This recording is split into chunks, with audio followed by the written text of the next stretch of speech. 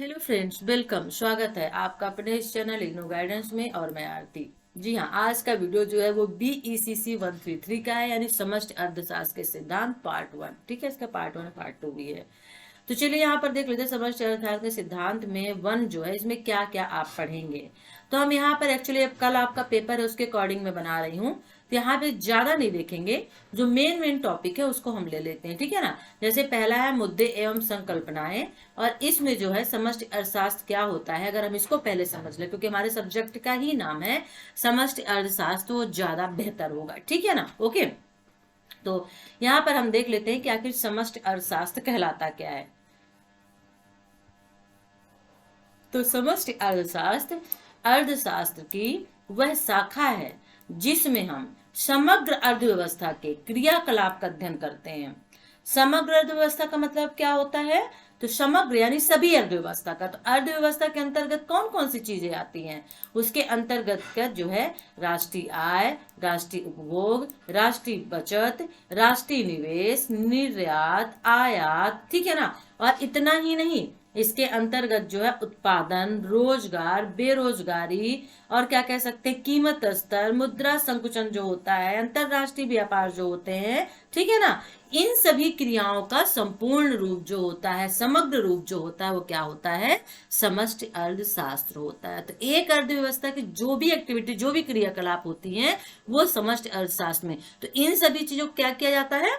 अध्ययन किया जाता है, विश्लेषण, एनालिसिस किया जाता है। ओके। तो समष्टि अर्थशास्त्र क्लियर हो गया। थोड़ा सा यहाँ पर देखेंगे, इसको एज एग्जाम्पल समझेंगे। ठीक है ना, कि आखिर समष्टि जो अर्थशास्त्र है वो है क्या।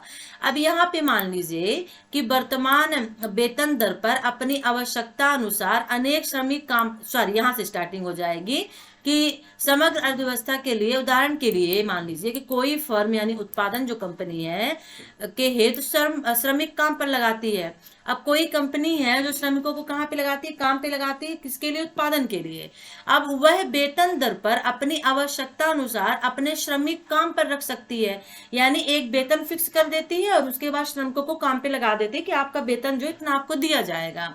अब किसी एकल फर्म द्वारा अधिक श्रमिक हेतु मांग में वृद्धि वेतन दर पर कोई प्रभाव नहीं डालती। अब कोई ऐसी एकल फर्म है, एक कंपनी है, ठीक है ना, जो श्रमिक हेतु मांग में वृद्धि, यानी श्रमिक की यहाँ पे मांग हो रही है, क्योंकि उनको और ज्यादा श्रमिक की जरूरत है, और ज्यादा मजदूरों की, काम करने वालों की जरूरत है। तो जब श्रमिक हेतु मांग में वृद्धि होती है तो यहाँ वेतन में कोई प्रभाव नहीं पड़ता है, यानी और श्रमिक की डिमांड है तो उनको मिल जाएगा, लेकिन वेतन वही की वही रहेगी।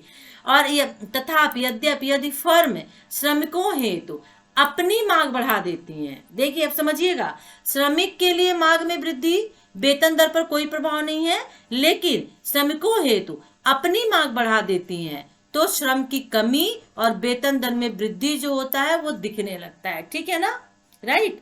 तो ये होता है समष्टि अर्थव्यवस्था। एक तो समझा जाता है इसको एग्जाम्पल के द्वारा कि इसके अलावा देश में कार्य हेतु उपलब्ध श्रमिकों की संख्या सीमित होती है, अतः इस समय से आगे श्रमिक हेतु मांग वेतन दर ही बढ़ाएगी, ना कि श्रमिक की आपूर्ति बढ़ाएगी। ठीक है ना। तो यहाँ पर जब देश में श्रमिकों की संख्या सीमित होगी, श्रमिकों की संख्या कम होगी, तो श्रमिक हेतु मांग जो होगी, श्रमिकों की जहां पे डिमांड होगी वहां पे वेतन दर बढ़ जाती है, यानी कि वेतन बढ़ जाती है। आप देखते हैं कि यदि बाजार में किसी चीज की कमी होती है जब, तो वो क्या होती है, उस चीज का जो मांग होती, सॉरी, उस चीज वस्तु की जो प्राइस होती है, कीमत होती है, वो बढ़ जाती है। लेकिन अगर चीज बहुतायत मात्रा में मार्केट में रहती है तो उसकी मांग जो, पैसा जो होता है, कीमत जो होता है, ऑटोमेटिक नीचे चली जाती है। तो यही होता है, जस्ट अपोजिट रिश्ता इसमें होता है मांग एवं आपूर्ति का। तो यहाँ पर मांग और आपूर्ति को आपको बताया गया है। ठीक है ना, कि जब मांग किसी चीज की होती है और उतनी आपूर्ति नहीं हो पाती है, उतना हम अवेलेबल वो नहीं करवा पाती है कंपनी, ठीक है ना, तो वहां पे जो मांग की जाती है जिस चीज की, उस चीज के दाम जो होती है, दाम में, कीमतों में, प्राइस में वृद्धि हो जाती है। लेकिन जितनी मांग की जाती है, अब दूसरा अपोजिट देखिएगा, जितनी मांग की जाती है किसी वस्तु की, किसी भी चीज की, श्रमिक की यहाँ पे की गई, और उतनी ही मिल जाए, उससे ज्यादा मिल जाए, तो फिर प्राइस जो होते हैं उतने या फिर और कम हो जाते हैं, क्योंकि बहुत ज्यादा टमाटर मार्केट में बहुत ज्यादा जब आ जाते हैं सीजनल तौर पे देखिए, तो उसके प्राइस ऑलवेज लो होते हैं, कम होते हैं सब्जियों के। लेकिन जब सीजनल में नहीं होते या कम होते हैं मार्केट में, तो क्या होता है, उसके दाम बढ़ जाते हैं। ठीक है ना। अब बहुत सारे उदाहरण हैं। किसी एक परिवार द्वारा बचत उसके देश की कुल बचत होती है, हमें पता है। बोलते हैं बचत करिए और देश में सहयोग करिए। अच्छा, इसका मतलब क्या होता है? आप कहोगे यार बचत हम करेंगे, देश में कैसे सहयोग होगा? अरे भैया, आप बचत का मतलब क्या होता है? आप पैसे जो अपनी सैलरी से, आय से बचाओगे तो घर में तो नहीं रखोगे ना, आप बैंक में रखोगे ना। तो दो बेनिफिट होते हैं। एक, बैंक में रखोगे तो आपको उसमें ब्याज मिलेगा, जो आपको लाभ मिलेगा, और जो आपके पैसे उसमें बढ़ोतरी होगी। दूसरा जो लाभ होता है वो गवर्नमेंट को होता है, क्योंकि आपके पैसे जो आप बैंक में रखते हो वहां पे रखे नहीं रहते हैं, गवर्नमेंट उन्हें निकालती है। अकाउंट आपका बना दिया, बता दिया इतने पैसे इसने जमा कर दिए, गवर्नमेंट उसको निकाल के कहाँ लगाती है? देश में लगाती है, इकोनॉमिक अर्थव्यवस्था में लगाती है, बैंकों को देती है। ये होता है। इसीलिए कहते हैं कि ज्यादा से ज्यादा बचत करिए और बैंक में जमा करिए। ठीक है। तो यहाँ पे क्या होता है कि किसी व्यक्ति द्वारा बचत किया जाना एक सद्गुण है, और हमें अपनी सारी आय खर्च नहीं कर देनी चाहिए, बल्कि उसका कुछ हिस्सा भविष्य के लिए बचाना चाहिए। और यदि कोई व्यक्ति कुछ अधिक बचाएगा तो उसे अपनी बचत पर ब्याज मिलेगा और उसकी भावी आय स्तर बढ़ेगा। और वैसे इस विषय का एक पहलू और भी है कि जब कभी कोई व्यक्ति अपनी आय का कुछ अंश बचाता है तो उसका उपभोग व्यय उसी मात्रा में घट जाता है। खर्च, उपभोग, यानी जब अगर हम बचत करते हैं तो जो उपभोग करते हैं, यानी कंज्यूम करते हैं, एक तरह से उसको खरीदते हैं, ठीक है ना, तो ऑटोमेटिक उसकी मात्रा घट जाती है। तो वस्तु एवं सेवाओं हेतु मांग जिस पर वह राशि खर्च की जाती है घट जाती है। ठीक है ना। तो जो वस्तु और सेवा होती है, यदि उसकी मांग जो होती है उस पे उसकी राशि, उसकी कीमत हमेशा घट जाती है। जैसे वह जिस व्यापारी से खरीदारी करता है उसकी बिक्री में कमी आती है, और फलस्वरूप व्यापारी की आय जो है, यानी लाभ जो है घट जाती है। ठीक है ना, क्योंकि बिक्री में कमी आई, वो ज्यादा उस सामान को बेच नहीं पा रहा है, तो सीधी सी बात है उसके लाभ में कमी होगी। और व्यापारी की आय में कमी के कारण उसके द्वारा वस्तुओं और सेवाओं का पर खर्च भी घट जाता है, और यह सिलसिला चलता रहता है। और सीधी सी बात है, अगर आय में कमी होगी, लाभ में कमी होगी, तो जब आय और लाभ में कमी होगी उसके कारण के कारण क्या होगा? जो वस्तु सेवाओं का खर्च है वो भी तो घट जाएगा ना, क्योंकि अगर लाभ नहीं मिल रहा है, आप उसे बेच नहीं पा रहे हो, तो उसमें खर्च भी आप कहाँ से करोगे? नहीं कर पाओगे, तो वो भी कम हो जाता है। तो यहाँ पे जब हम उपभोग करते हैं, यानी उसको हम खर्च करते हैं, ठीक है ना, तो हम वस्तु एवं सेवाओं हेतु मांग उत्पन्न करते हैं, यानी किसी चीज की हमें जरूरत है, हम उसे खरीदते हैं। और जब किसी चीज को हम खरीदते हैं, उपभोग का मतलब खरीदना, ठीक है ना, तो जब हम उसको खरीदते हैं तो क्या होता है? वस्तु एवं जो सेवाएं होती हैं उनकी मांग यहाँ पर ज्यादा हो जाती है, और वस्तु एवं सेवाओं हेतु यह मांग ही देश में उत्पादन गतिविधियों एवं रोजगार सृजन की ओर अग्रसर करती है। अब भाई किसी चीज की डिमांड की गई तो उसके उत्पादन में क्या करना पड़ेगा? कंपनी को श्रमिक लगाने पड़ेंगे, श्रमिकों को बुलाना पड़ेगा, तो क्या होगा? रोजगार में वृद्धि हुई कि नहीं हुई? और यदि वस्तु सेवाओं हेतु कोई मांग नहीं हो गई, कोई ऐसी वस्तु जिसकी कोई मांग ही नहीं है, डिमांड नहीं है, तो ना देश में उत्पादन होगा, और ना रोजगार बढ़ेगा, और ना ही आय बढ़ेगी।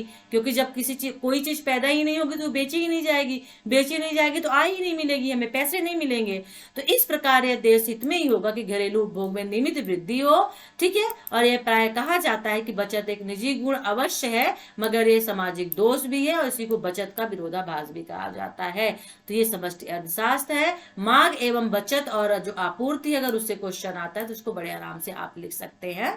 अब यहाँ पर देख लेते हैं समष्टि और व्यष्टि अर्थशास्त्र में अंतर क्या है। व्यष्टि अर्थशास्त्र और समष्टि अर्थशास्त्र, ठीक है ना, इनके बीच अंतर जो होता है वृक्ष एवं वन की तरह का होता है। वृक्ष एवं वन का दृष्टांत देकर स्पष्ट किया जा सकता है कि एक वृक्ष जो होता है वो कहाँ होता है? जो एक वृक्ष यदि है तो वो वन नहीं कहलाएगा, लेकिन बहुत सारे वृक्ष हो जाएंगे तो वन कहला जाता है। अब समझिएगा, अब वन में नाना प्रकार के वृक्ष होते हैं, यानी बहुत प्रकार के वृक्ष देखने को मिलते हैं, और उनमें प्रत्येक वृक्ष हो सकता है, ठीक है ना, सारे प्रत्येक वृक्ष जो भिन्न हो सकता है। एक्चुअली क्या है ना, कितनी सारी मैं वीडियो बनाती हूँ ना, जनरली मुझसे सभी वीडियो में ये जो मिसअंडरस्टैंडिंग पड़ने वाली होती है ना, थोड़ी सी हो जाती। कंटिन्यू वीडियो बनाना तो क्या होता है कि आंखें भी थोड़ा सा जो बोझिल सी हो जाती हैं, और कभी कभी जो माइंड होता है बिल्कुल शार्प और शांत सा हो जाता है, और जो लैंग्वेज होती है थोड़ी सी टफ सी, हार्ड सी हो जाती है पढ़ाते पढ़ाते।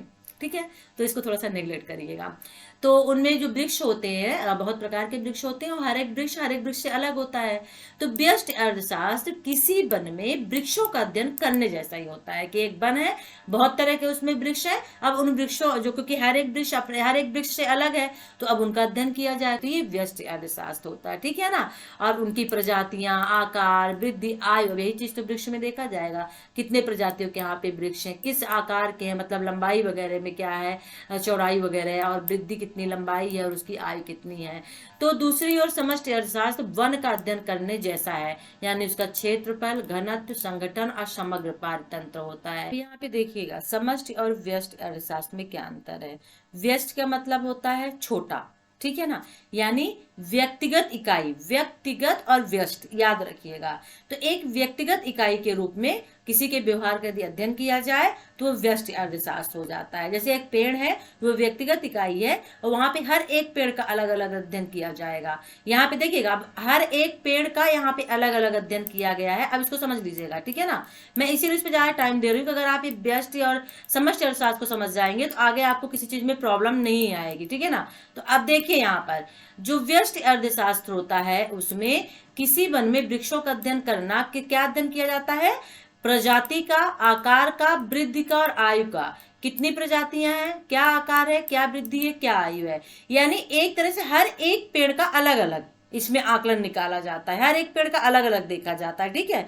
लेकिन जो समष्टि अर्थशास्त्र होता है वो क्या होता है, तो संपूर्ण चीज का इसमें अध्ययन किया जाता है, ठीक है ना। संपूर्ण अर्थव्यवस्था के यानी संपूर्ण चीज के हर एक स्तर पर बड़े आर्थिक समूहों में अध्ययन किया जाता है। तो संपूर्ण में क्या हो जाएगा, जैसे उसका क्षेत्रफल हम देखेंगे, घनत्व देखेंगे, संगठन देखेंगे, समग्र पारतंत्र देखेंगे। तो व्यष्टि में व्यक्तिगत इकाई को आधार मानकर अध्ययन किया जाता है, प्रजातियां, आकार, वृद्धि, आयु सभी पेड़ों का एक एक पेड़ का निकाला जाएगा, ठीक है। तो व्यक्तिगत हो गया एक एक का। और समष्टि में क्या होता है, समग्र का अध्ययन किया जाता है, संपूर्ण का अध्ययन किया जाता है। तो जितने बड़े एरिया में जो वन होगा तो संपूर्ण क्षेत्रफल, फिर उसका पूरा घनत्व क्या है, उसका समग्र पारतंत्र क्या है, तो ये होता है समष्टि और व्यष्टि अर्थशास्त्र, ठीक है। समझ गए। चलिए अब आगे बढ़ते हैं। अब देखिए वृक्षों की खातिर हम वन की उपेक्षा नहीं कर सकते। समष्टि पहलू व्यष्टिक पहलुओं की भांति महत्वपूर्ण होते हैं। जहां व्यष्टि अर्थशास्त्र फार्म एवं परिवारों को क्रियाकलाप का विश्लेषण करने में उपयोगी होती हैं, तो समष्टि अर्थशास्त्र नीति निरूपण, नीति मूल्यांकन में सहायक होती हैं। आर्थिक समृद्धि, मुद्रास्फीति, रोजगार, राष्ट्रीय ऋण भुगतान आदि विषय में अर्थव्यवस्था के लिए महत्वपूर्ण होते हैं। तो ये मुद्दे समष्टि अर्थशास्त्र का भाग होते हैं, उन्हें समष्टि स्तर पर विश्लेषित किए जाने की आवश्यकता है। अच्छा, यहाँ पे अगर हम क्वेश्चन देखते हैं तो व्यष्टि और समष्टि अर्थशास्त्र में अंतर तो पूछ लिया, लेकिन यहाँ पे इसने कुछ ऐसा यहाँ पे एक्सप्लेन नहीं किया, सिर्फ एक चीज की तरह हम अपने से अगर इसको बना के चलिए, हम अपने से आपको बता देते हैं, अगर इसको समझें कि इसमें हम क्या क्या अंतर निकाल सकते हैं, ठीक है ना। तो हम यहाँ पे अंतर निकाल देते हैं, एक एक करके हम आपको बता देते हैं, ठीक है ना। इसी में इतना ज्यादा टाइम लग रहा है, बहुत ज्यादा लग रहा है। चलिए अब यहाँ पर देख लेते हैं कि जो समष्टि अर्थशास्त्र होता है, ठीक है ना, वो आप यहाँ पे पहला बना लीजिएगा कि समष्टि अर्थशास्त्र में व्यक्तिगत स्तर पर एक एक यानी एक इकाई का अध्ययन किया जाता है। एक इकाई का व्यक्तिगत स्तर पर व्यक्तिगत इकाई का अध्ययन किया जाता है। व्यक्तिगत इकाई जैसे प्रजाति, आकार, वृद्धि, आयु, ये लिख दीजिएगा। और ठीक है ना। और जो व्यष्टि व्यष्टि में और जो समष्टि अर्थशास्त्र होता है उसमें समग्र का अध्ययन किया जाता है, जैसे क्षेत्रफल, घनत्व, संगठन, ये लिख दीजिएगा, पहला हो गया, ठीक है ना, राइट, ओके। और दूसरा देख लेते हैं, दूसरा बन जाएगा कि व्यष्टि अर्थशास्त्र फार्मों एवं परिवारों के क्रियाकलाप का विश्लेषण करने में उपयोगी होता है। जो व्यष्टि अर्थशास्त्र होता है तो किसी फर्म एवं परिवारों के क्रियाकलाप का विश्लेषण करता है, और जबकि समष्टि अर्थशास्त्र जो होता है वो नीति निरूपण, नीति मूल्यांकन में सहायक होता है, ठीक है। मतलब मुद्रास्फीति, रोजगार, राष्ट्रीय ऋण, इस तरह की अर्थव्यवस्था में महत्वपूर्ण होता है, ओके। तो व्यष्टि अर्थशास्त्र जो फार्म परिवार होते हैं उनका विश्लेषण करता है, और समष्टि अर्थशास्त्र जो होता है मुद्रास्फीति, रोजगार, राष्ट्रीय निर्माण, भुगतान, शेष, यानी जो राष्ट्रीय स्तर पर चीजें होती है उस पर क्या करता है, ये विश्लेषण करता है, राइट, ठीक है। अगर हम चाहे तो चलिए हम आपको और बता देते हैं, आप चाहे तो लिख लीजिएगा कि व्यष्टि अर्थशास्त्र में व्यक्तिगत इकाई के आर्थिक व्यवहार का अध्ययन किया जाता है, ठीक है ना। जैसे एक उपभोक्ता, एक फर्म उत्पादक हो गया, ठीक है। और समष्टि अर्थशास्त्र में संपूर्ण अर्थव्यवस्था के स्तर पर बड़े आर्थिक समूहों का अध्ययन किया जाता है, जैसे समग्र मांग, समग्र पूर्ति, राष्ट्रीय आय हो गया, रोजगार हो गया, राष्ट्रीय ऋण हो गया, ठीक है। दूसरा देख ले, इसका मुख्य समस्या कीमत निर्धारण है, इसलिए इसे कीमत सिद्धांत भी कहा जाता है। किसे, व्यष्टि अर्थशास्त्र को क्या कहा जाता है, कीमत सिद्धांत भी कहा जाता है, क्योंकि इसकी समस्या जो होता है, मुख्य समस्या कीमत निर्धारण होता है। और जो समष्टि अर्थशास्त्र होती है, इसकी मुख्य समस्या आय और रोजगार का निर्धारण होता है, ठीक है ना। इसलिए इसे आय और रोजगार का सिद्धांत भी कहते हैं, तो माइंड में रखिएगा। समष्टि अर्थशास्त्र यानी आय एवं रोजगार का सिद्धांत, और व्यष्टि अर्थशास्त्र यानी कीमत का सिद्धांत। व्यष्टि अर्थशास्त्र का उद्देश्य संसाधनों के सर्वोत्तम आवंटन से होता है, और समष्टि अर्थशास्त्र का उद्देश्य संसाधनों के पूर्व रोजगार व विकास से होता है, ठीक है। इसके अध्ययन में आंशिक संतुलन विधि अपनाई जाती है, और इसके अध्ययन में सामान्य संतुलन जो विधि है वो अपनाई जाती है। चलिए अब आगे बढ़ते हैं, वरना इसी में रह जाएंगे, ठीक है ना। तो इतना समझ में आ गया ना। क्वेश्चन इंपॉर्टेंट हो सकता है, व्यष्टि और समष्टि अर्थशास्त्र में क्या अंतर है, ठीक है ना। संकल्पनाएं ले लेते हैं। स्टॉक और प्रवाह क्या होता है, ठीक है।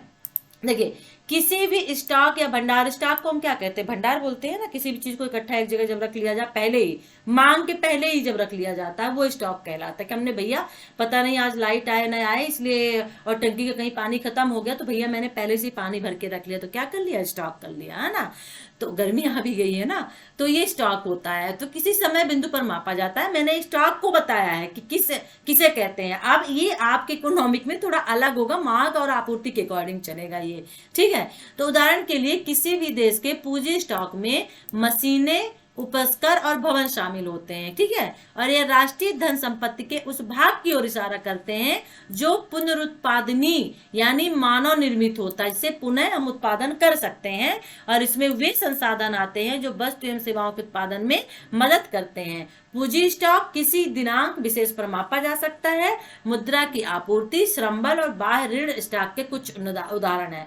तो यहाँ पर स्टॉक या भंडार को किसी समय भी पर मापा जाता है, ठीक है ना। और देश के पूंजी जो स्टॉक होते हैं वो मशीनें होती हैं, भवन वगैरह इसमें, और उपकरण वगैरह इसमें शामिल होते हैं। जो राष्ट्रीय धन संपत्ति होती है वह मतलब एक तरह से जो राष्ट्र की धन संपत्ति होती है वही यहाँ पर स्टॉक और भंडार कहलाए जाते हैं, ठीक है ना। और ये पुनरुत्पादनी यानी पुनः इनको जिनको उत्पादन किया जा सकता है वो ये होते हैं जो मानव द्वारा निर्मित किए जाते हैं, ठीक है।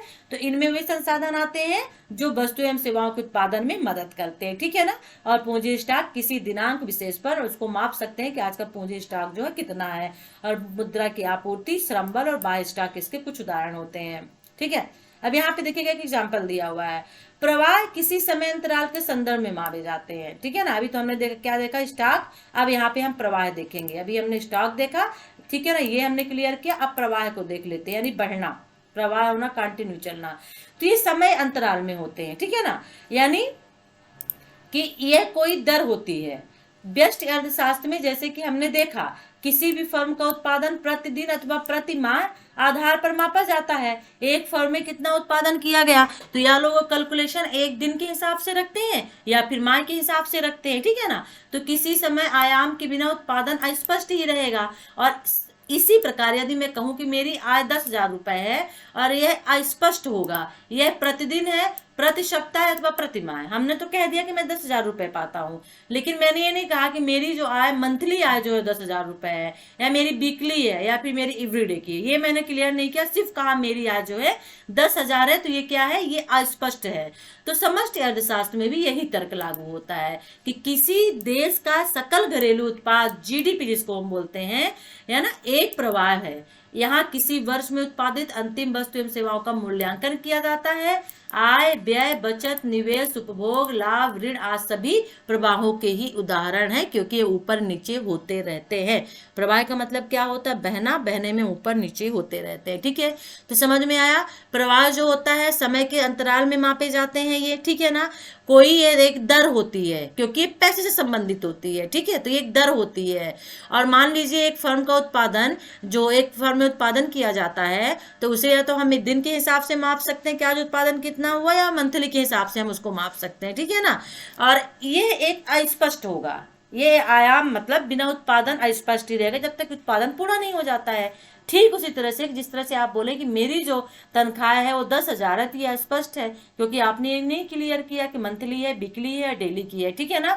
तो अर्थशास्त्र में यही चीजें लागू होती हैं जिसे हम देश का सकल घरेलू उत्पाद कहते हैं, ठीक है। और ये एक प्रवाह होता है जीडीपी, जो किसी वर्ष में उत्पादित अंतिम वस्तु सेवाओं का मूल्य निरूपित करता है, मूल्य रखता है, ठीक है ना। और इसमें आय, व्यय, बचत, निवेश, उपभोग सभी चीजें होती है। तो संचय में परिवर्तन के माध्यम से कालांतर में स्टॉक बढ़ जाता है और पूंजी भंडार में यह परिवर्तन निवेश से दर्शाया जाता है। ठीक है।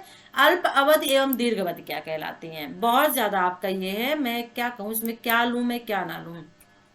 अल्प अवधि और दीर्घ अवधि बस देख लेते हैं इसमें, फिर उसके बाद नीचे देखते हैं। ठीक है ना। अब देखिए, अल्प अवधि अर्थशास्त्र में और दीर्घ अवधि जो होती है संकल्पनाओं का ज्ञान होता है। मतलब अल्प अवधि में उत्पादन के कुछ कारक नियत होते हैं।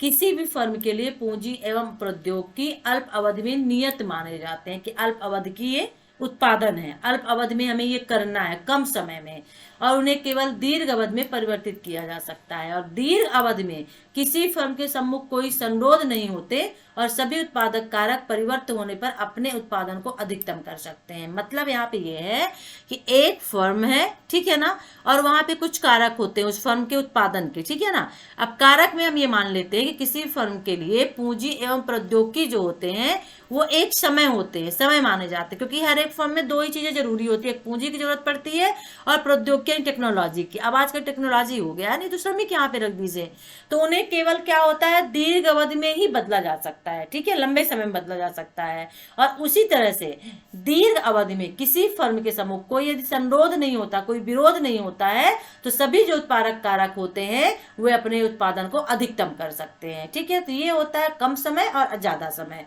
अब यहाँ पे अगर समष्टि अर्थशास्त्र के अंतर्गत अल्प अवधि और दीर्घ अवधि का प्रयोग करें तो कुछ अलग निकलेगा। क्यों निकलेगा ये यहाँ पे आप देख लीजिएगा। अब इसे मैं लेफ्ट कर दूं क्योंकि कल आपका एग्जाम है, तो अगर मैं यहाँ पे बैठी रहूंगी तो आगे नहीं बढ़ पाऊंगी। ठीक है ना। ओके, इंपॉर्टेंट क्या, वो मैं सोच रही थी, मैं वीडियो डालना भी नहीं चाह रही थी इसका, मुझे पता था ये इकोनॉमिक्स से इतना आसान नहीं है, लेकिन फिर भी मैंने कहा कि कुछ डाल दूं ताकि आपके लिए इजी हो जाए, थोड़ा सा कुछ आप पढ़ लें। ठीक है ना। उत्पादन संभाव्यता वक्र इंपॉर्टेंट है क्या, आई डोंट नो, मुझे नहीं लगता। चलिए यहाँ पर देखिए स्टॉक और प्रवाह क्या होता है, अल्पावधि दीर्घ अवधि हो सकता है टिप्पणी के लिए आ जाए। ठीक है ना। आर्थिक समृद्धि का महत्व क्या है।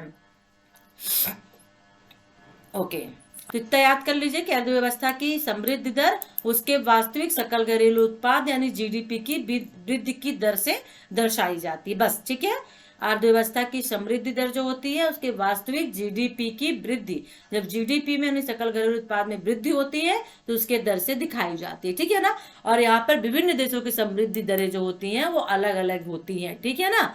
तो जैसे चीन जैसे देशों में दशकों तक 10% प्रतिवर्ष की समृद्धि दर देखी गई है, वही अफ्रीका जैसे देशों में जहां वृद्धि दर नगण्य यानी जीरो रही है। ठीक है ना। जापान जैसे देशों में जो है आर्थिक समृद्धि किसी चमत्कार से कम न थी विश्व युद्ध के बाद। अब पिछले 20 वर्षों में बहरहाल जापान में गंभीर आर्थिक संकट ही रहा है। तो अत्यधिक घट बढ़ के साथ आर्थिक वृद्धि, ह्रास, मान जनसंख्या विस्तार और भारी राष्ट्रीय ऋण इसके कारण होते हैं। ठीक है ना।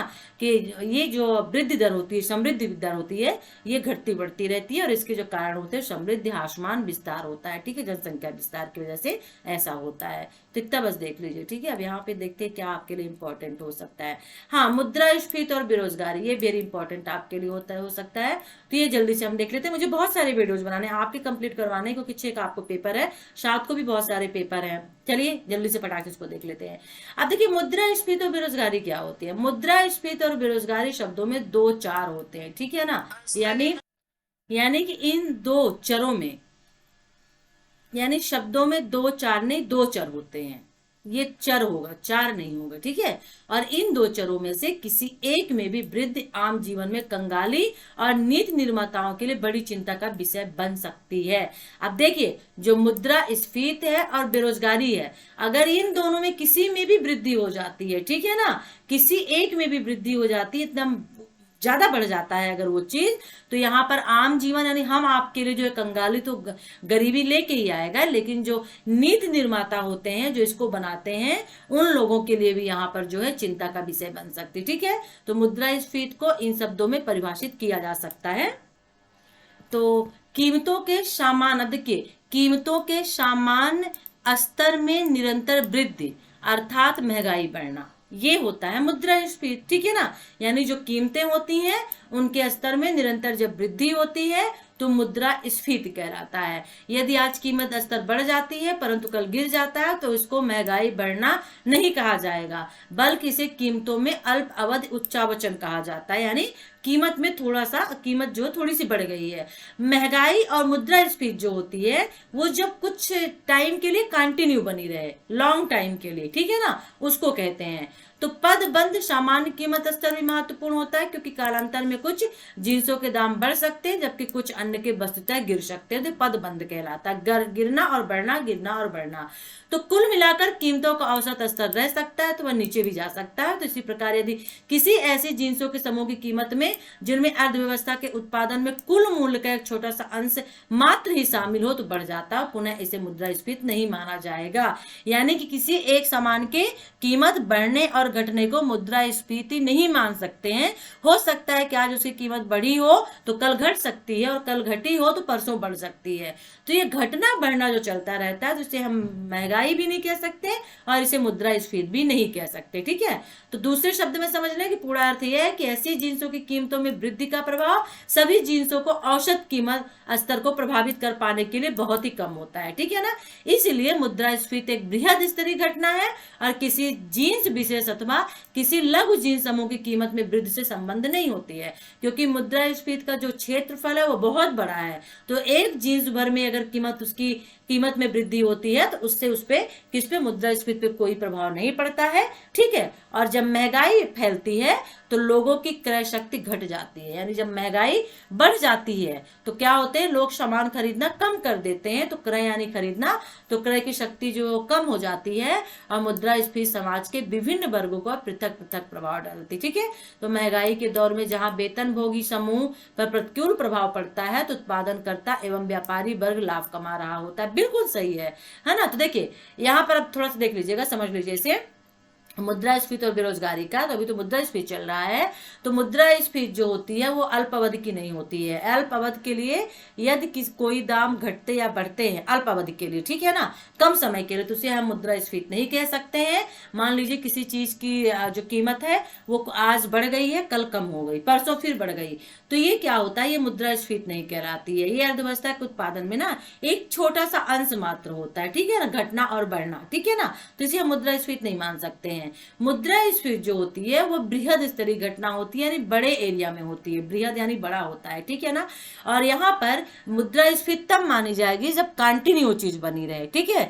और यहाँ पर जीन्स की जो कीमत है, सपोज जो जीन्स की चीज दी उसको छोड़ दीजिए, किसी भी वस्तु समूह की कीमत में वृद्धि से संबंध नहीं होती है। जब महंगाई फैलती है, महंगाई यदि होती है तो लोगों की क्रय शक्ति जो होती है घट जाती है, लोग सामान खरीदना कम कर देते हैं, ठीक है। और मुद्रास्फीति जो होती है समाज के विभिन्न वर्गों पर पृथक पृथक यानी अलग अलग प्रभाव डालती है। तो महंगाई के दौर में जहां वेतन भोगी यानी सर्विस करने वाले लोग जो होते हैं, जिनकी आय फिक्स होती है, उन पर इसका अलग प्रभाव पड़ता है। प्रतिकूल मतलब अगर थोड़ी सी महंगाई बढ़ भी गई तो कोई बात नहीं, इट्स ओके, चल जाता है, असर पड़ता पर इतना नहीं पड़ता है, ठीक है ना।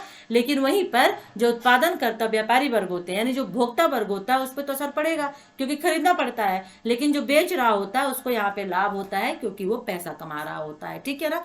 तो मुद्रास्फीति। बेरोजगारी, तो बेरोजगारी एक अन्य सामाजिक बुराई है। अब समष्टि अर्थशास्त्र में जब हम बेरोजगारी शब्द का उल्लेख करते हैं तो हमारा अभिप्राय अनैच्छिक बेकारी से होता है, यानी व्यक्ति उस वक्त काम ढूंढ रहा होता है, व्यक्ति खाली फ्री होता है, उसके पास काम नहीं होता और वो काम ढूंढ रहा होता है, तो मगर उसे काम नहीं मिलता। तो जब व्यक्ति कोई काम नहीं ढूंढ रहा है उसे बेरोजगारी नहीं कहा जा सकता। सपोज दैट बेरोजगार व्यक्ति, एक व्यक्ति बेरोजगार है जिसके पास काम नहीं है, एक व्यक्ति है जिसके पास काम नहीं है, काम नहीं है तो उसे हम नहीं कह सकते कि वो बेरोजगार है, यही समझिएगा। इसमें काम नहीं है उसके पास तो बेरोजगार नहीं है। बेरोजगार वो तब कहलाएगा जब वो काम ढूंढ रहा हो और उसे काम न मिल रहा हो, तो वो बेरोजगारी कहलाएगी। लेकिन अब पढ़ा लिखा भी है, नहीं भी है, वो घर में सिर्फ बैठा है और बोले मेरे पास कोई काम नहीं है, मैं बेरोजगार हूं, तो वो बेरोजगार नहीं है। लेकिन जब वो काम को ढूंढे और काम न मिले और फिर बोले कि मैं बेरोजगार हूं, तो बेरोजगार कहलाता है। तो वह व्यक्ति जो कोई काम नहीं ढूंढ रहा उसे बेरोजगारी नहीं कहा जा सकता। और जब हम एक नौकरी छोड़कर दूसरी की तलाश करते हैं और किसी भी समय बिंदु पर ऐसी कालावधि होती है जब बेरोजगारी दर बहुत ऊंची होती है, ठीक है ना। तो बेरोजगारी की दो आधारों पर बुरी होती है, एक इसके परिणाम स्वरूप बेरोजगारों के लिए आय हानि सामने आती है और अमूल्य मानव संसाधनों की इससे बर्बादी होती है। ठीक है ना, दो तरह की बेरोजगारी, दो चीजें देखी जाती है। तो यहाँ पर हम कह सकते हैं कि मुद्रास्फीति और बेरोजगारी के बीच एक संतुलन प्रयास होता है, और कम से कम किसी अल्पावधि के लिए।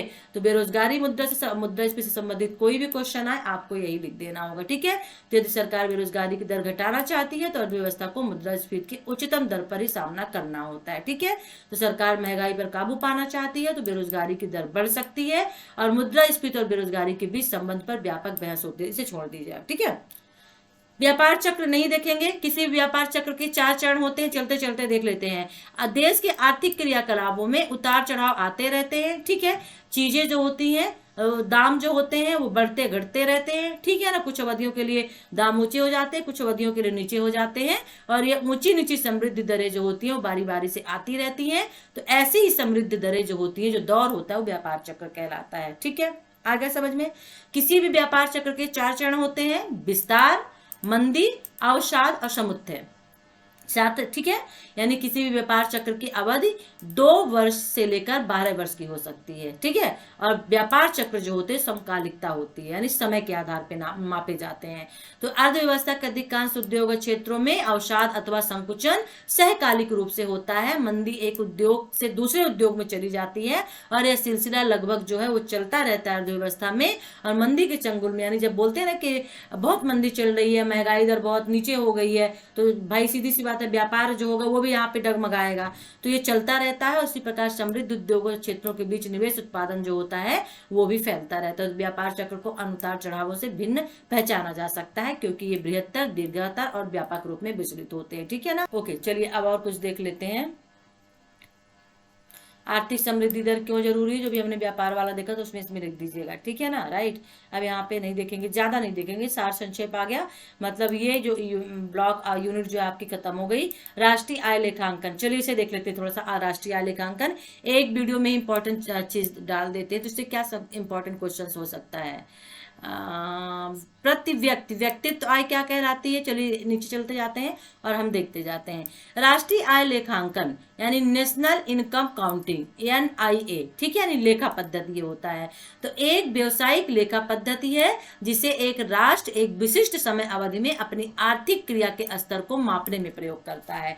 तो ये वेरी वेरी इंपॉर्टेंट आपका हो सकता है, राष्ट्रीय आय लेखांकन। ठीक है ना, तो क्या होती है, एक व्यवसायिक लेखा पद्धति होती है, यानी व्यवसाय में यूज की जाती है। तो एक व्यवसायिक लेखा पद्धति होती है जिसे एक राष्ट्र एक विशिष्ट समय में अपनी आर्थिक क्रिया के स्तर को मापने का प्रयोग करता है। ठीक है ना, और अर्थव्यवस्था के विभिन्न हिस्सेदारों अर्थात एक अर्थव्यवस्था के परिवार, फर्म, सरकार हो गए, बाहर के कुछ क्षेत्र हो जाते हैं आदि को इसमें अंकित किया जाता है, उनके आंकड़ों को अंकित किया जाता है। ठीक है, और सटीक तरीके से आर्थिक क्रिया को मापा नहीं जा सकता है।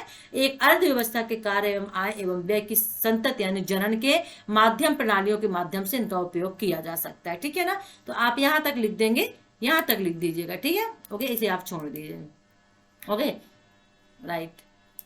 सरकार बाह्य क्षेत्रों के व्यय तथा आय के जो ये सब आय होते हैं इनके आंकड़ों को अंकित करता है। ओके, अब आगे यहाँ पे थोड़ा सा सॉरी अब यहाँ पे देख लेते हैं। प्रति व्यक्ति आय तथा वृद्धि को प्राप्त करता है। कौन प्राप्त करता है, यहाँ पे देख लेते हैं कि हम राष्ट्रीय आय लेखांकन से प्राप्त सभी सूचनाएं जो हमें मिलती है राष्ट्रीय आय लेखांकन से, एक अर्थव्यवस्था के निर्धारित समय के लिए प्रति व्यक्ति आय तथा वृद्धि को प्राप्त कर सकते हैं। ठीक है, और एक अर्थव्यवस्था के निष्पादन को खत्म करने के लिए हम यहाँ पर सकल घरेलू उत्पाद, gross domestic product GDP and सकल राष्ट्रीय उत्पाद, ग्रॉस नेशनल प्रोडक्ट GNP तथा सकल राष्ट्रीय आय, ग्रॉस नेशनल इनकम, इनकी चर्चा। ये वेरी इंपॉर्टेंट है, इनसे क्वेश्चन 100% पूछे जाएंगे। ठीक है ना, इसे जरूर देख लीजिएगा। आय का प्रवाह क्या होता है, एक नजर चलते आय का प्रवाह जो होता है वो जैसे परिवार हो गया, क्षेत्र हो गया, फर्म हो गया, कोई भी व्यवसायिक चीज हो गई। ठीक है ना, सरकारी क्षेत्र, बाह्य क्षेत्र हो गए, चाहे वो विश्व के बाहर ही क्यों ना हो, इनके मध्य जब वस्तु एवं सेवाओं के बीच एक चक्रीय संचालन होता है उसको आय का प्रवाह करते हैं। मतलब आय का आना जाना, यहां से आती है वहां जाती है। ठीक है ना, तो यह प्रकृति में चक्रीय है क्योंकि यह प्रारंभिक बिंदु पर वापस आते हुए एक चक्र में चलता है। जब भी राष्ट्रीय उत्पादन किया जाता है तो यह राष्ट्रीय आय के रूप में होती है और उस उत्पादन पर मांगों की मात्रा समान उस उत्पादन पर मांगों की समान मात्रा उत्पन्न करता है। तो आय का एक प्रवाह अर्थव्यवस्था के संपूर्ण क्षेत्र के मुद्रा आय के प्रवाह अथवा वस्तु एवं सेवाओं के प्रवाह को प्रदर्शित करता है। तो आय का मतलब ही होता है कि आय जो होता है, चाहे वो परिवार के लिए हो, चाहे क्षेत्र के लिए, चाहे फर्म के लिए, चाहे सरकार के लिए, चाहे बाहर के लिए हो, यहाँ इसके इन सभी के मध्य में वस्तु और सेवाएं जो होती हैं, इनका एक सतत लगातार चक्रीय संचालन यानी चक्रीय संचालन होता रहता है और इन्हीं को ये प्रदर्शित करती है। ठीक है ना, राइट। और ये जो प्रारंभिक बिंदु पर आप वापस आते हैं, यानी प्रकृति में चक्रीय होते हैं, चलते रहते हैं, जहां से चलते हैं वहीं से चलते चलते वापस फिर ये अपने पुनः वाली बिंदु पे आ जाते हैं। ठीक है ना। और ये जो है राष्ट्रीय उत्पादन, जब भी राष्ट्रीय उत्पादन उत्पादित किया जाता है कोई भी, तो राष्ट्रीय आय के रूप में उत्पादन पर मांगों की समान मात्रा उत्पन्न करता आय प्रवाह। चक्रीय प्रवाहों के प्रकार: वास्तविक चक्रीय प्रवाह अथवा उत्पादन प्रवाह, आय चक्रीय प्रवाह अथवा मुद्रा प्रवाह। इसे आप देख लीजिएगा, मैं थोड़ी देर के लिए रोक देती हूँ, तो जब आप वीडियो वॉच कर रहे हैं पॉज करिए, देखिए, स्क्रीनशॉट ले लीजिए। ठीक है, ओके। वास्तविक चक्रीय प्रवाह वस्तु एवं सेवाओं के प्रवाहों को दर्शाता है। ठीक है, तो इसको वास्तविक चक्रीय प्रवाह कहते हैं, जहां वस्तु एवं सेवाओं के प्रवाह को दर्शाया जाए। और आय चक्रीय प्रवाह साधनों के भुगतान तथा उपभोग व्यय के रूप में प्रवाहों को प्रदर्शित करता है। तो हमने देखा वास्तविक चक्रीय प्रवाह वस्तु एवं सेवाओं के प्रवाहों को दर्शाता है, और आय चक्रीय प्रवाह साधन के जो भुगतान और उपभोग व्यय जो होता है, इसके रूप में मुद्रा के प्रवाहों को दर्शाता है। ठीक है, ओके। अब क्या इंपॉर्टेंट हो सकता है, एक द्विक्षेत्रीय प्रतिरूप में आय का चक्रीय प्रवाह क्या होता है। ये क्वेश्चन आपके लिए इंपॉर्टेंट हो सकता है कि द्विक्षेत्रीय अर्थव्यवस्था में आय का प्रवाह क्या हो सकता है। ठीक है ना। चलिए मान लेते हैं कि यहाँ अर्थव्यवस्था में केवल दो क्षेत्र हैं। अर्थव्यवस्था केवल दो क्षेत्र, कौन कौन से? घरेलू और फर्म से मिलकर बनी होती है। अब समझिएगा आप, अर्थव्यवस्था जो होती है ना, किन चीजों से मिलकर बनी होती है? एक घरेलू होती है, एक फर्म होती है। और इन सरलता अर्थव्यवस्था में ना तो सरकार का हस्तक्षेप होता है और ना ही बाह्य व्यापार होता है। ठीक है। घरेलू क्षेत्र यानी परिवार अपनी संपूर्ण आय को खर्च करते हैं। घरेलू क्षेत्र के द्वारा कोई भी बचत नहीं की जाती। ठीक है, ये 2.1 में दिखाया गया है। और एक द्विक्षेत्रीय प्रतिरूप में व्यय तथा आय के प्रवाहों को प्रदर्शित करता है। तो चित्र के ऊपर का आधा भाग साधन बाजार को दिखाता है, नीचे का आधा भाग वस्तु उत्पादन बाजार को प्रस्तुत करता है। ठीक है। तो बाएं के दो जो तीरे हैं वो घड़ी की सुई की दिशा में वास्तविक प्रवाहों को इंगित करते हैं, और आंतरिक दो तीर दाएं से बाएं मौद्रिक प्रवाह को दर्शाते हैं। अब देखिएगा यहाँ पे। ठीक है, चलिए इसको देखिए। मैंने कहा व्यवसायिक क्षेत्र, घरेलू क्षेत्र, क्योंकि ये वस्तु एवं सेवाओं का प्रवाह हो रहा है। अब यहाँ पर व्यवसायिक क्षेत्र है, घरेलू क्षेत्र है, तो यहाँ पे उपभोग व्यय भी होता है, मजदूर भी होते हैं, लगान, किराया, ब्याज, सभी चीजें होता है। यहाँ उपभोग व्यय होता है, यहाँ पे लाभ आपको मिलता है। ठीक है ना। यहाँ पे साधन भुगतान होता है। तो यहाँ पर बाह्य की जो तीर है घड़ी की सुई के समान, वो वास्तविक प्रवाह को इंगित करती है। बाहर वाली जो तीरें हैं वो क्या इंगित करती है? वास्तविक प्रवाह होता है। ठीक है ना, राइट। और जो अंदर की ओर तीरें वो मौद्रिक प्रवाह को, यानी जो कमाई होती है घरेलू क्षेत्र से व्यवसायिक क्षेत्र की ओर जाता है। ठीक है ना, राइट। और फिर व्यवसायिक क्षेत्र से क्या जाता है? घर की ओर जाता है। भाई जिसका व्यवसाय होगा तो वो भी तो बचाएगा ना, उसका भी तो अपना परिवार घर है ना। और इसी तरह से व्यवसायिक क्षेत्र से उपभोग व्यय घरेलू की ओर जाता है, क्योंकि हम प्रोडक्ट कोई कंपनी में यदि उगाते हैं, मतलब बनाते हैं, तो उसको कौन खरीदेगा? घरेलू क्षेत्र यानी परिवार, लोग, हम लोग खरीदेंगे। तो ये क्या हो गया? ये यहाँ से उपभोग कहाँ किया गया? घरेलू क्षेत्र की ओर किया गया, क्योंकि ये खरीदने वाला ये होता है व्यवसायिक क्षेत्र के मतलब कि प्रोडक्ट जो बनाए गए हैं। ठीक है ना। और फिर क्या होता है कि जो घरेलू क्षेत्र जब खरीदता है कोई, मतलब पैसे तो देगा ना, खरीदेंगे तो हम क्या करेंगे? पैसा देंगे ना। तो ये पैसा फिर रिटर्न होके कहाँ आता है? व्यवसायिक क्षेत्र के पास आता है। ये आय प्रवाह होता है। ठीक है। और इसी तरह से घरेलू क्षेत्र में क्या होता है कि यहाँ के लोग मजदूरी वगैरह, ब्याज, लगान वगैरह करते हैं। कहाँ करते हैं? व्यवसायिक क्षेत्र में मजदूरी करते हैं। तो व्यवसायिक क्षेत्र जो होता है वो पैसा देता है, वो घरेलू क्षेत्र में जाता है।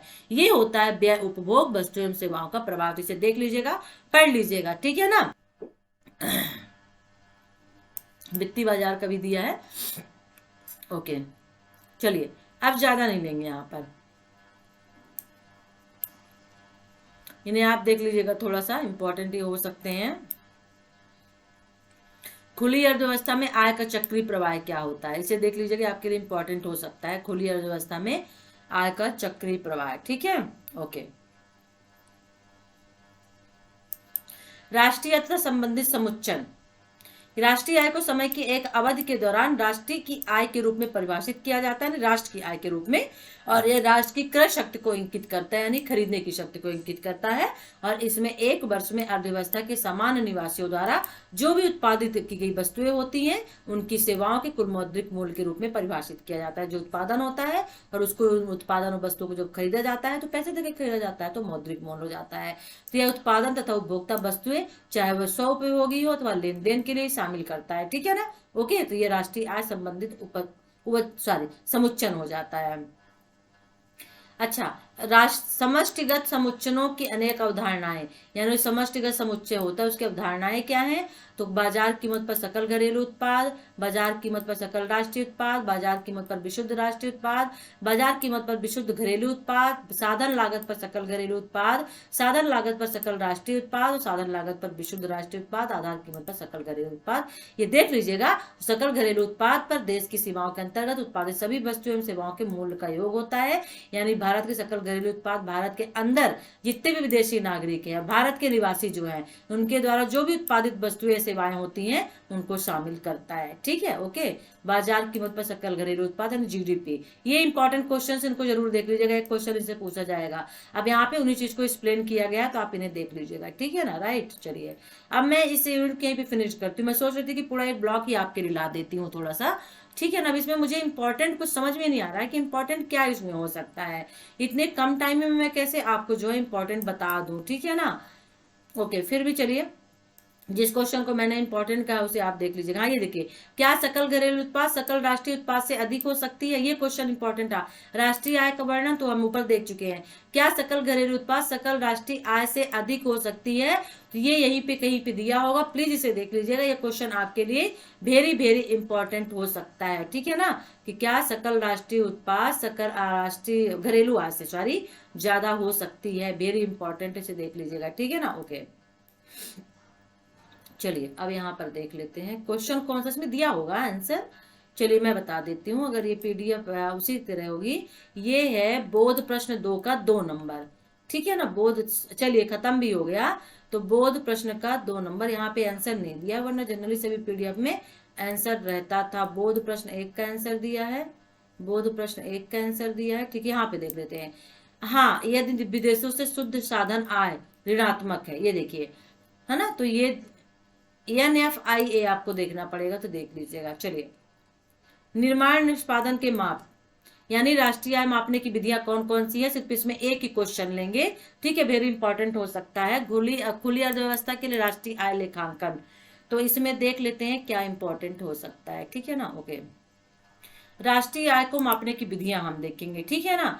तो देखिए, राष्ट्रीय आय एक प्रवाह है तथा एक विशिष्ट समय अवधि के लिए मापी जाती है, ठीक है ना। यानी 1 वर्ष में मापी जाती है। एक वर्ष का ही सकल घरेलू उत्पाद और जो होता है वो निकाला जाता है, ठीक है। तो कुछ समग्रों जैसे सकल घरेलू उत्पाद को त्रैमासिक आधार पर भी, 3 महीने के आधार पर भी मापा जाता है। तो राष्ट्रीय आय को निम्नलिखित पदों के रूप में मापा जाता है। पहला, आर्थिक अभिकर्ता के रूप में, यानी अंतिम उत्पादन की खरीद द्वारा खर्च की गई राशि, जिसे व्यय दृष्टिकोण बोलते हैं, ठीक है। दूसरा, उत्पादन के साधनों द्वारा प्राप्त आय, जिसे आय दृष्टिकोण बोलते हैं, ठीक है। और तीसरा यहाँ पे है उत्पादित अंतिम उत्पाद की मात्रा यानी उत्पादन दृष्टिकोण। तो आप याद कर लीजिए, पहला व्यय दृष्टिकोण, दूसरा आय दृष्टिकोण और तीसरा उत्पादन दृष्टिकोण, ठीक है ना। और यहाँ पे तीनों जो विधियां हैं उनको आगे आपको बताया गया है, ठीक है। तो राष्ट्रीय आय मापने की विधि पहला व्यय दृष्टिकोण है। तो एक दी गई समय अवधि में एक समय के दौरान घटित होने वाली जो आर्थिक क्रियाओं की मात्रा होती है, मात्रा को अंतिम वस्तु एवं सेवाओं पर व्यय की जाने वाली राशि के पद पर मापा जाता है। यानी यहाँ पर एक समय में मान लीजिए कोई समय अवधि ले ली गई और उस दौरान जितनी भी आर्थिक क्रियाएं की जाती हैं, तो जितनी भी क्रय विक्रय किए गए उनकी मात्रा को अंतिम जो वस्तु एवं सेवाओं पर व्यय किया जाता है, जो पैसा लगाया जाता है, उसके पद में मापा जा सकता है, ठीक है। तो उसे व्यय विधि कहते हैं। यानी इस विधि में पुनः बिक्री के लिए खरीदी गई वस्तुओं पर व्यय सम्मिलित नहीं किया जाता और इस विधि के अनुसार आर्थिक क्रिया को दर्शाने के लिए बाजार कीमतों पर सकल घरेलू उत्पाद पर अंतिम व्यय को शामिल किया जाता है, जिसमें निजी उपभोग व्यय, निजी निवेश व्यय, सरकारी व्यय वगैरह आते हैं। ठीक है, सकल घरेलू उत्पाद के घटक हैं। तो इस विधि में अर्थव्यवस्था के अंतिम व्यय को प्राप्त करने के लिए विभिन्न क्षेत्रों, घरेलू, व्यावसायिक, सरकारी और शेष विश्व के द्वारा किए गए व्यय को एक साथ शामिल किया जाता है। ठीक है ना, ओके। तो इसमें इस विधि के अनुसार बाजार कीमत पर सकल घरेलू उत्पाद एक वित्तीय वर्ष के दौरान एक अर्थव्यवस्था में सभी अंतिम व्यय का योग होता है। ठीक है, यानी बाजार कीमत पर सकल घरेलू उत्पाद जिसे वाई कहा गया है, ठीक है, और एक वित्तीय वर्ष के दौरान एक अर्थव्यवस्था में सभी अंतिम व्यय का योग होता है, जिसे यहाँ पर sorry y equal to C plus 1 plus G plus N X के नाम से दर्शाया गया है। अब थोड़ा इसको समझना पड़ेगा, इसे आप छोड़ दीजिए। ठीक है ना, ओके। बहुत लंबा है क्योंकि सकल घरेलू उत्पाद के घटक की बात अगर की जाए, सकल घरेलू उत्पाद के घटक कौन कौन से होते हैं? उपभोग होता है, यानी उपभोग व्यय घरेलू क्षेत्र के द्वारा किया जाता है। ठीक है, फिर निवेश होता है, सरकारी व्यय होता है और शुद्ध निर्यात होता है। देख लीजिएगा इसे, ठीक है ना, ओके। फिर यहाँ पे आय विधि भी दिया हुआ है। तो उत्पाद का मूल उत्पादन के साधनों को किए गए भुगतान के बराबर। जो उत्पादन होता है, जो प्रोडक्ट उत्पन्न किए जाते हैं, उनका जो मूल, उत्पाद का जो मूल होता है उत्पादन के साधनों को किए गए भुगतान के बराबर होता है। समानतः 4 उत्पादन के साधन भूमि, श्रम, पूंजी, उद्यमी होते हैं, जिन्हें क्रमशः किराया, मजदूरी, ब्याज और लाभ के रूप में पारिश्रमिक दिया जाता है। ठीक है, तो भूमि को क्या दिया जाता है? किराया दिया जाता है, जहाँ पे वो फैक्ट्री मकान बना होता है। श्रम जो करते हैं उनको मजदूरी पैसा दिया जाता है। पूंजी जो होती है लगाते हैं उनको ब्याज दिया जाता है। जो उद्यमी होते हैं उनको लाभ दिया जाता है। ठीक है, और इन्हीं विधि के अनुसार राष्ट्रीय आय को सभी उत्पादक के साधनों के लिए भुगतान मदों के आधार पर मापा जाता है। ठीक है, ओके, देख लीजिएगा, आपके लिए इंपॉर्टेंट बन सकता है। ठीक है ना, हाँ, सकल घरेलू उत्पाद की सीमाएं देख लीजिए, वेरी वेरी इंपॉर्टेंट हो सकता है। ठीक है ना, तो सकल घरेलू उत्पाद के आर्थिक प्रगति का उपयोगी माप है। ठीक है, लेकिन आर्थिक कल्याण का नहीं है। आर्थिक प्रगति के लिए मापा जाता है पर आर्थिक कल्याण के लिए नहीं। ठीक है ना, इसकी कुछ सीमाएं हैं, जैसे सकल घरेलू उत्पाद के संघटक, यानी संघटक का मतलब यहाँ पे सकल घरेलू उत्पाद युद्ध उत्पाद हो, यानी टैंक, बॉम्ब, हथियार जो वगैरह होते हैं, उनके उत्पादन में वृद्धि के कारण बढ़ता है और तब आर्थिक कल्याण नहीं बढ़ेगा। ठीक है, जनसंख्या प्रभाव की अवहेलना की जाती है, यानी एक देश की राष्ट्रीय आय उच्च हो सकती है लेकिन देश की उच्च जनसंख्या भी हो सकती है, तो जनसंख्या प्रभाव को अनदेखा किया जाता है। कुछ लोगों के द्वारा अधिक योगदान, देश में बहुत विषमता हो सकती है। सकल घरेलू उत्पाद उच्च हो सकता है लेकिन इसमें कुछ लोगों के द्वारा योगदान हो सकता है, सभी लोगों का नहीं हो सकता है। इसलिए जनसंख्या का एक छोटा सा हिस्सा सकल घरेलू उत्पाद में उच्च हिस्सा रखता है और बचा हुआ सकल घरेलू उत्पाद का हिस्सा अधिक लोगों के द्वारा पूरा किया जाता है। ठीक है, तो कुछ लोगों के द्वारा अधिक योगदान, सकल घरेलू, इसे छोड़ देते हैं। पर्यावरण की गुणवत्ता की अवहेलना यहाँ पे करता है, क्योंकि उत्पादन पर्यावरण में गिरावट में वृद्धि के साथ बढ़ जाता है। केवल वैध उत्पादक शामिल होते हैं। सकल घरेलू उत्पाद वैध बाजारों में वस्तुओं एवं सेवाओं को उत्पादित करता है, ठीक है, तथा बेचा जाता है, तो इसको शामिल करता है, और जिनका बाजार में लेन देन नहीं होता है। सीमाएं आपके लिए वेरी बचत के घटक क्या है ये तो हमने देखा नहीं। सीमाएं आपके लिए वेरी वेरी इंपॉर्टेंट हो सकता है। ठीक है, ओके, देख लीजिएगा इसे। खुली अर्थव्यवस्था के लिए राष्ट्रीय आय लेखांकन इंपॉर्टेंट हो सकता है लेकिन टाइम नहीं है, इसे मैं नहीं ले सकती हूँ क्योंकि मुझे और भी बहुत सारे वीडियोस बनाने हैं। प्लीज आपके लिए मैंने एक पीडीएफ अवेलेबल करवा दी है, यदि नहीं है तो प्लीज आप उसे देख लीजिएगा। विदेशी निवेश किस तरह का होता है? विदेशी निवेश 2 तरह का होता है। ठीक है, विदेशी प्रत्यक्ष निवेश, इसका अर्थ कि विदेशी नागरिक या संस्थाओं द्वारा परिसंपत्ति की खरीद और उसकी समय नियंत्रण प्राप्त करना, या अन्य देशों में एक फर्म द्वारा एक देश में फर्म का अधिग्रहण करना विदेशी प्रत्यक्ष निवेश कहलाता है। प्रतिभूत निवेश, ये ऐसी परिसंपत्ति का अधिग्रहण है जो विक्रेता यानी क्रेता को, खरीदने वाले को परिसंपत्ति पर नियंत्रण नहीं देता। इससे विदेशों में शेयर अथवा ऋण पत्रों की खरीद। ठीक है ना, ओके। फिर यहाँ पे हो गया, पहला हो गया क्या? विदेशी निवेश, इसके अंतर्गत 2 चीजें आ गई। फिर तीसरा ऋण हो गया, सभी अल्पावधि एवं दीर्घ अवधि तक बाह्य व्यवसायिक उधारों को शामिल करता है। बैंकिंग पूंजी हो गया, ठीक है ना, फिर पूंजी खाता के अंतर्गत आ गए। पूंजी खाता में ये चीजें होती हैं। विदेशी निवेश में विदेशी प्रत्यक्ष निवेश, प्रतिभूत निवेश होता है। ठीक है, ओके। चलिए, आज का इतना काफी है। वीडियो अच्छा लगे तो लाइक कर दीजिएगा, शेयर कर दीजिएगा, ठीक है ना, चैनल को सब्सक्राइब कर लीजिएगा।